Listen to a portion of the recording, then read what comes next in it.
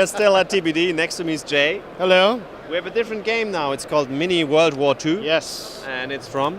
It's from Formosa Force Games. It's a publisher in Taiwan that focuses on war games. This one plays out like a very streamlined Quartermaster General. I don't know if you're familiar with that game. Nope. This is my favorite game from Taiwan this year. But I'm a little biased. I really like war games, and I like card management. So this is a war game that has no dice whatsoever, and it's just strong card play. Okay. So all the cards are multifunctional, and they could do different things. So you can play it for the ops, and the ops are things like you build, you move, you attack, or you can play it for the event. And the event sometimes is like a free build, a free move. Sometimes they're just victory points. Sometimes they're diplomacy. So you could have diplomacy with Spain, and that gives you 2 extra points in the game. But there's also technology. And technology, I think, is the most interesting part of the game. So you can create an Enigma machine, and then you could draw more cards. You can create the Alan Turing machine, and then you could look at your opponent's hand. And then you could slowly develop V1 rockets, V2 rockets, and then eventually you can build a bomb. Right. And it's not something that's take that, because you could see it's coming. You could see him build the technology slowly, and now he has the bomb, and you're sweating and wondering if he's going to attack you. The bomb is abstracted as you eat half of your opponent's hand. So it's quite damaging and a lot of fun. Okay, what do we do on the board then? Well, the board is an abstracted world map.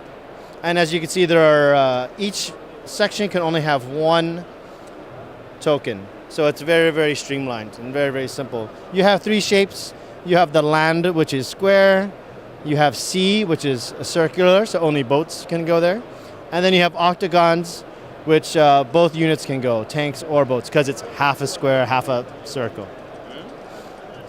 These are the control points throughout the game. And the scoring is done in real time.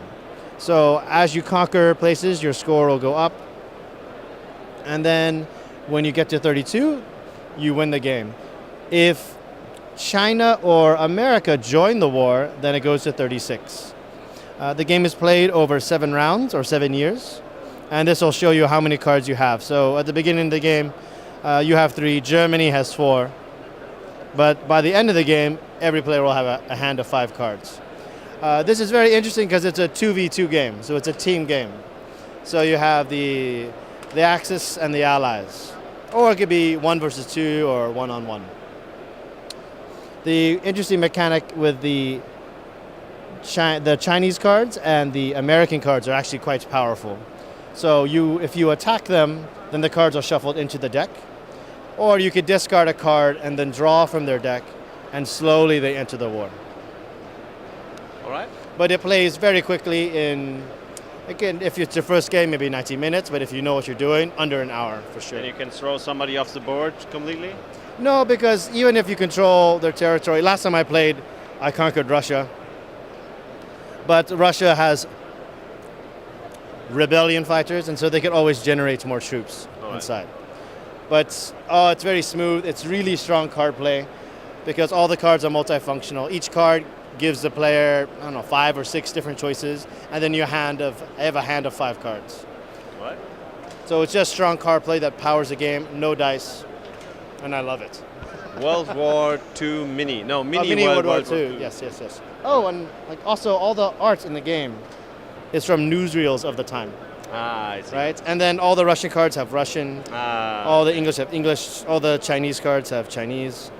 So there's a lot of flavor text. The German cards have German. Militäroperation, yeah. Yes. Right.